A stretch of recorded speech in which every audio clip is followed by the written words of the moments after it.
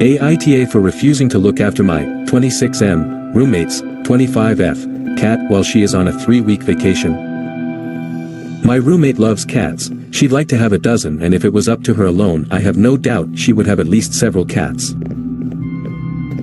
About a year ago, after she kept bringing it up, I finally relented and let her get a cat. The reason I say let is because we both have to agree. If one of us doesn't agree, it's not allowed by the landlord. On to the story. My roommate informed me she was going to go on a vacation with her family about a week ago, nothing more. I just said okay and made conversation asking when she was going, where she was going, usual stuff. That brings us to yesterday. She starts running me through the types of cat food I should give her cat, how often its litter box needs to be cleaned, what the number of the vet is, and at that point I just stop her and ask her why she is telling me all this. I was plain confused. She looked just as confused and told me she was just telling me stuff I needed to know since she is leaving on Monday. I just told her that I am not sure what she is getting at, but I sure hope she is not assuming that I am going to take care of her cat while she is gone, because that's not happening. A full-blown panic where she starts tearing into me about how she assumed I wouldn't mind taking care of our cat and how she doesn't have time to find someone else. I retaliated by saying it's her cat, I got nothing to do with it, and suggested she houses him in one of those animal motel type deals. That was a no-go, and she has since been crying, panicking, arguing, and begging about it. I obviously can't help but feel bad. The vacation is already paid for. A cat motel is really expensive, especially on short notice, and she doesn't really have friends who she can ask.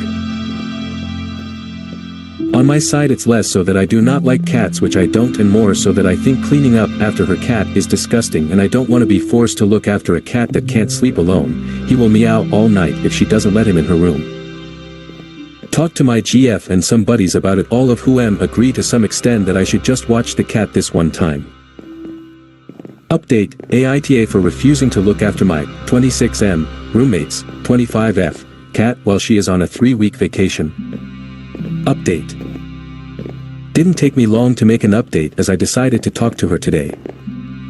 Thanks to everyone that responded. I did a lot of thinking, and a few comments in particular struck a chord. Here and there people pointed out and put a link between her behavior now and her behavior when I agreed to let her have the cat in the first place: pushy, manipulative, and consistent asking/demanding until she gets her way, coupled with what I struggle to describe as anything but tantrums. I started realizing that in the time we have lived together, that's pretty much her go-to when things don't go her way, and the only reason I didn't really notice before is because I do not socialize with her much at all. She tends to only really exit her room when she needs to cook, wants something, or goes to work. So I initially decided I needed to sit her down, put down some boundaries. I also decided I was going to, albeit reluctantly, watch her cat for the 3 weeks until the conversation happened. That was.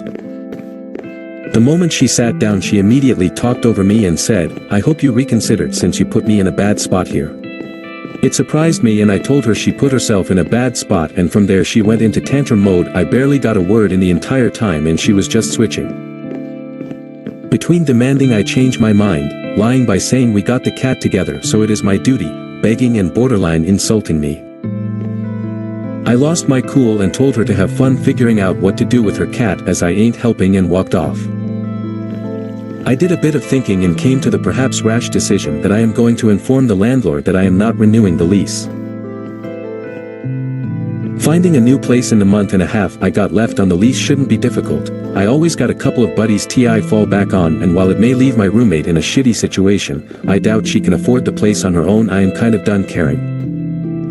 Even aside from all the issues described above, I just realized I don't like living with her. Every roommate I have had I get along with. It tends to be fun and we become friends, or at least friendly. With her, well, she is at best boring. I mean, like I said, in all the time we have lived together, I'd hardly call her an acquaintance. That's just not the sort of person I want to live with. So there we are. I haven't informed her yet, and I want until I contact the landlord. Till my shadow turns to sun rays, and